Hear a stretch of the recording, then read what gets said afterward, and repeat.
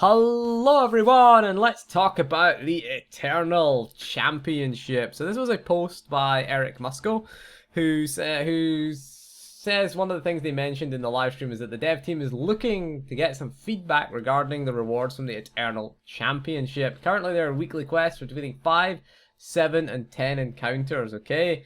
So basically what they want is the level of gear should be, it's gear, so they're going to reward you gear, and they've revealed that. What level of gear should be rewarded for clearing 5 encounters, clearing 7 encounters, and clearing 10 encounters. So there's going to be 3 different tiers of reward.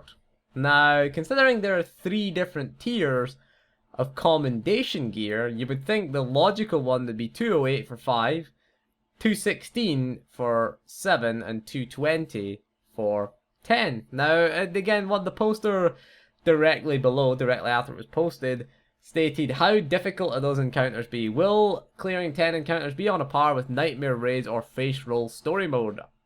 Not sure we can answer that, or the kind of gear they should drop without knowing how hard they are, and it is a very good point. I agree with that point. Again, Eric Musco did post again. A great decision, great question. Since it's still in flux, I'd say include as part of your answer. So we got to include that as part of our answer. There are 3 tiers of gear currently in the game. So the thing is, gear and difficulty should be coupled together. Okay, the harder the content is, the better gear it should reward. Okay, so you should always balance it, the content around you having the previous tier. For example, hard mode operations are balanced around you having 216 gear. Okay, you should have the gear from story mode operations to go into hard mode operations. Simple as that. Nightmare mode, which is fucking broken. The loot's not broken, it's just poorly implemented. Should reward you with the best gear. It's the hardest content in the game, so it probably should reward you with the best gear. But, the question in this video is, what should this reward? Again, difficulty is depending. The first 5 waves are going to be pretty easy. So, I would say 208. 208 gear. Random 208 piece, okay? Would be what I would suggest. One random, can be anything, okay? Include relics in that as well. I would include 208 relics in that. Main hand, relics have a chance to drop by clearing the first 5 waves, okay? I'd be okay with that. 7 waves, again, should be balanced around you being 208 geared. Okay, because 208 gear, pretty easy to get. Okay, just do heroics. Do heroics, do dailies. You should get plenty of the basic, whatever basic comms are renamed to. The common data crystals, that's what they were renamed to. So, whatever they're, you should have full 208 at least by the time you're clearing encounters 5, 6, and 7. Well, you clear encounter 5, so it'll just be 6 and 7 you'll be clearing, I guess. So you for those 2 encounters, which are going to be a bit harder, how hard should they be? I would suggest a tactical flashpoint boss should be where they are. Okay, the first 5 should be. We checked the previous video. We measured it in Revens, didn't we? First 5 solo mode Revan. Okay, this sort of 6 and 7, wave 6 and 7 should be story mode ops Revan. Has a few tactics, things you need to be aware of, things you need to deal with, but nothing too difficult, you could argue. Maybe wave 8, 9, and 10 if they're hard mode Revan. Okay, I suggest measuring it in Revens, that's my thing. Although I doubt it will be as hard as hard mode Revan. Okay, I doubt that. Okay, I doubt that very, very much. Okay, so we'll scrub hard mode Revan out of that. Probably story mode Revan will be for the 10 waves. I doubt they'll make one as hard as the hardest raid boss in the game, to be honest with you. I doubt that very much. So, with that in mind, clearing, we'll use the tactical flashpoint boss as our analogy, okay? There's healing stations. They don't hit very hard. They have a few things to avoid or worry about. There's not a lot. We'll use Kuat Drive Yards as an example. We'll say the Jedi Knight, or the Sith, depending on your faction. The Jedi/Sith boss from that, or even the droid boss, where it has a few things you've got to avoid. There's a few knockbacks, maybe. There's a few, positioning, maybe a light positioning requirement, but nothing too strenuous, okay? You might have to use a defensive cooldown or 2, but nothing serious, okay? There's nothing gonna kill you, with one hit. There's nothing you need to really avoid. You should be able to do it. If you can do a tactical flashpoint boss, obviously you're going to have your companion, I take it, healing you, so the higher affection level your companion is, the easier it's going to be. So, of course, get grinding affection level if you want to do this. It is coming with Chapter 11 instead of Chapter 10, we should point that out as well. Did point that out in the previous video as well, if you check that out. But yeah, I would say 216. 216, now I'd put 216 Mark II is what I would put in. 216 Mark II gear. Okay, that's what I would have. So the gear that drops from story mode ops, you know, the one that gets the one that's the personal, it doesn't get random, it's a personal loot from story mode ops. That kind of thing. Okay, because it already is personal loot. You already kind of solo get that loot anyway. So I would say that would be fine. For clearing the 10 encounters, I would give you a 216 a box, okay, with either a 216 set bonus armoring or a 216 main hand or 216 relics. Those are the things that can drop. The armoring will be random, okay, so it will be, you'll get legs, for example. Armoring, legs. And you'll get to choose, obviously, which box you pick if you're a tank or healer class. You pick the tanky one if you want the tank gear, you pick the healer one, you pick the healer one if you want the healer gear, okay? And DPS will have no choice for the box, obviously. So you have a box of tanking gear and a box of healing gear for those classes that can tank or heal. They will get a choice between healer DPS or tank or DPS, okay? So that will be the choice. And I think giving away these armorings, I mean, 216, do we really care about this? Will it kill story mode ops, as some people have said? I don't think it will, because honestly, story mode ops, who cares about the gear in story mode ops, really? Getting the 216 and getting the set bonus is important, okay? And it's just the armoring for the set bonus. If you want the best mods and enhancements for 216, you're gonna have to still do ops. That's why I've just put the armorings in, okay? The armorings will contain the set bonus for your class, I should point out. So if you're a sniper, you're not going to get the operative one. If you're an operative and you pick the DPS one, obviously you'll get the operative set bonus for DPS. Again, this is kind of an incentivize. What it will do is incentivize those of us who have multiple alts and multiple specs to go for the reward. Okay, because we want the set bonus. It is the biggest sort of increase.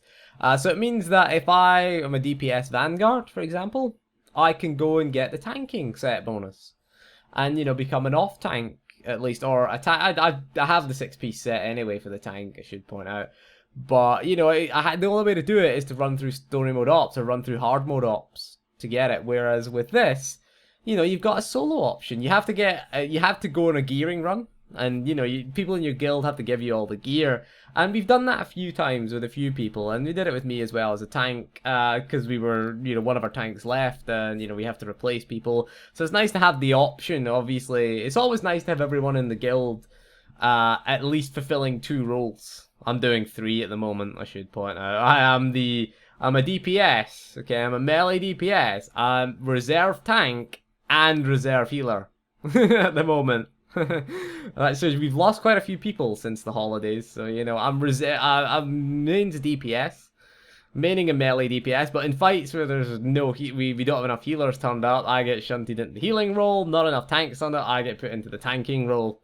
You know, I guess I'm versatile, I suppose, I guess, but I've done progression now as both a healer and as a DPS, and as a tank, should we say. Done them all, done most of the ops now as a DPS. My DPS gear is still the best though, so it's like, I want to stay DPS for a bit. Healing gear probably the worst, tanking gear probably the second worst. But there you go, so I haven't really... So really, at least I'm versatile, I suppose. I've done them all as a healer, so it's not really hard for me to heal. And doing them as a tank is quite fun, actually. It's kind of fun to do them as a tank. It's a lot easier doing Sword Squadron as a tank than a DPS, to be honest with you. Especially as a melee DPS. Although a Tactics Vanguard is fun in those kind of environments.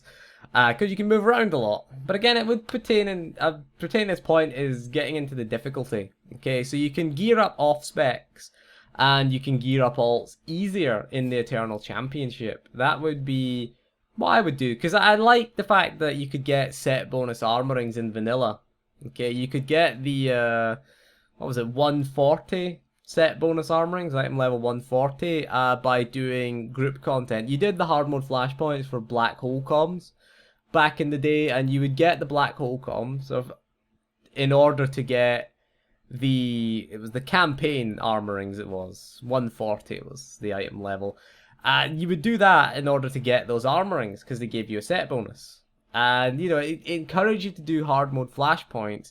It encouraged you to do the black hole daily area if you did the heroic 4 quest. You needed 4 people back then to do it. Some people could solo it, some people could 2-man it, but generally you needed 4 people back then. And you would always do that because the weekly quest gave you black hole comms, so you were always doing that. And same with Section X as well, you always did that Aurora Cannon or whatever, I can't remember what it's called on the Empire. You always did that puzzle at the end in order to get your black hole comms, because it was important that you got them, because of course it cost I think it was like 75 or something black hole comms, I can't remember, but that was the big thing, was it incentivized you to do the heroic quest and to do hard mode flashpoints. The queue time for DPS was about 15 to 20 minutes. You weren't waiting hours like you do now as a DPS in a hard mode flashpoint queue, because the content was relevant. People wanted to run them, tanks wanted to run them, healers wanted to run them to get the gear. The rewards were right in vanilla, and I think it's an opportunity to get it right. Okay, so I would say Wave 10, so clearing Wave 10, you get a 216 set bonus armoring. Okay, armoring only. If you want the mods and enhancements, you have to get them from crafters, so that we're not pissing off crafters here, and we're not making ops irrelevant. Because if you want those enhancements, do ops, get the crafting material. Well, you need to do ops to get the crafting materials anyway, unless you're really rich and can afford the dark matter catalysts on the GTN. So that is what I would suggest. That is my suggestion for rewards. Some people will hate it. I don't see the harm in giving you a 216. Maybe not the 216 main hand, but a 216 barrel or hilt. Maybe that could be the chance to drop there. Obviously the barrel and hilt doesn't have a set bonus, but you could get the main hand from that. I mean, if you're a raider, do we care about the 216 set bonus, this 216 main hand? No, because we're 220, 224. We've moved on from that. We don't care if people get them. May help out pugs, actually. We may giving pugs, giving sort of players who just queue for random things better gear might actually help out with hard mode flashpoints and story mode ops. There might be less wipes. I mean, they still maybe won't know how to play their class, but at least the gear will compensate, is what I'm trying to say. So giving, should we give bad players good gear? In theory, no. But at this stage, to be honest, if it helps them out, why not? It's like we're at that stage where it's like, we just want to get through this op, or we just want to get through this flashpoint. So it's just like, just go with it. We'll just go with it. I think set bonus armorings is the way to go. I think it is. There's going to be cosmetic gear. I take it there'll be a mount of some kind. There'll probably be a walker mount of some kind. They love putting walker mounts in.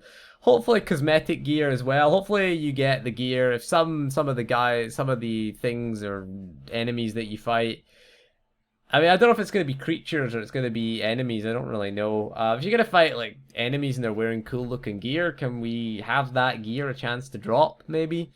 So, I mean, hopefully we'll get that. I'd also like to see the Eternal Championship. If it proves a success, expand it. What you do is you have the solo version, and then what you can do is have like a tactical flashpoint version, which is balanced around there being 4 players. So maybe you'll fight, say there's 4 bosses in the and you'll fight maybe 2 of them. Say that we'll increase it to 6, and you fight 3 bosses. They're going to be tactical flashpoint difficulty. You could also have hard mode flashpoint difficulty, where you need a Trinity group. And again, it'd be think of Trial of the Crusader in World of Warcraft. Think of that instance, where there was like, it was a raid where it was just like an arena, and you could have that as your tactical flashpoint, hard mode flashpoint, even have an 8-man story mode. So it'd be essentially the same bosses. You could even have different mechanics, like random mechanics in there, because you don't have to go and design a new area. Now you've got this Eternal Championship. So we could have 8-man, 16-man, story mode, hard mode ops. And obviously the gear rewards are fairly simple. They just drop whatever the difficulty is you're doing. You know, keep solo modes as the same. Story mode ops could drop a random 216, say 216 pieces per boss. You know, hard mode drops 220.